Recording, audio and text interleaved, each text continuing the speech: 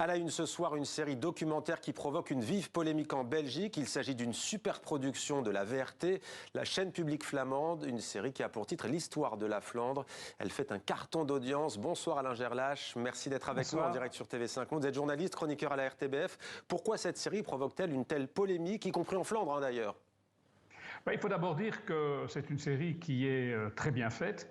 C'est l'adaptation d'un format, comme on dit, d'une série similaire qui a été développée au Danemark d'abord, reprise aux Pays-Bas et maintenant en Flandre. Et vous voyez déjà la différence. Le Danemark et les Pays-Bas, ce sont des pays qui existent déjà et la Flandre, ce n'est pas un pays, mais certains aimeraient bien qu'elle le devienne. Et c'est là l'origine de la polémique. Certains y voient une tentative de promouvoir les idées indépendantistes des partis qui sont présents notamment au gouvernement flamand. En clair, ça sert des partis politiques comme la N-VA, notamment le parti nationaliste flamand, selon vous, qui gouverne actuellement la Flandre. Il y a un risque de propagande, c'est ça ?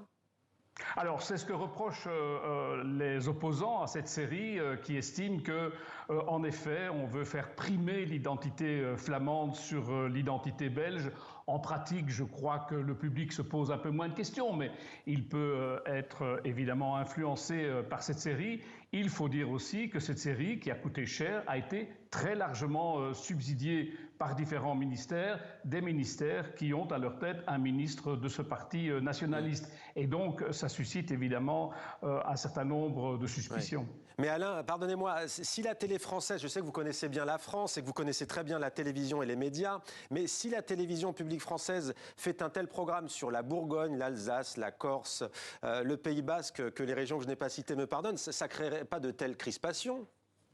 Alors, peut-être pas la Bourgogne, parce que, à ce que je sache, en tout cas, la Bourgogne ne souhaite pas être indépendante. Ce serait peut-être un peu plus sensible pour la Corse. Mais voilà, la réalité de la Belgique, c'est qu'il y a en Flandre un mouvement qui souhaite arriver à une Flandre indépendante et membre de l'Union européenne.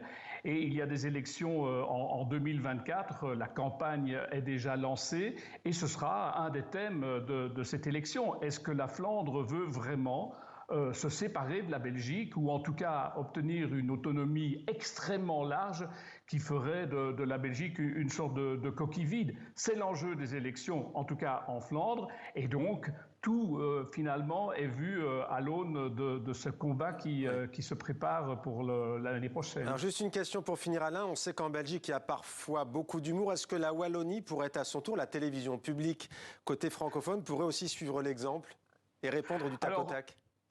Oui, peut-être, sauf que la Wallonie, ce n'est pas toute la Belgique francophone, hein. Il y a aussi Bruxelles, et puis ça coûte très très cher, et je ne suis pas sûr que du côté wallon, on trouvera les budgets similaires pour pouvoir faire une série comparable. Alors là, je vais être un peu dur, vous me dites oui ou non, vous avez aimé, vous, cette série, l'histoire de la Flandre? Alors oui, j'ai beaucoup aimé, c'est très bien fait et on n'est pas obligé de voter pour un parti nationaliste quand on l'a vu, je crois. Voilà qui est dit. Merci beaucoup Alain Gerlache d'avoir été avec nous en direct dans 64 minutes sur TV5 Monde.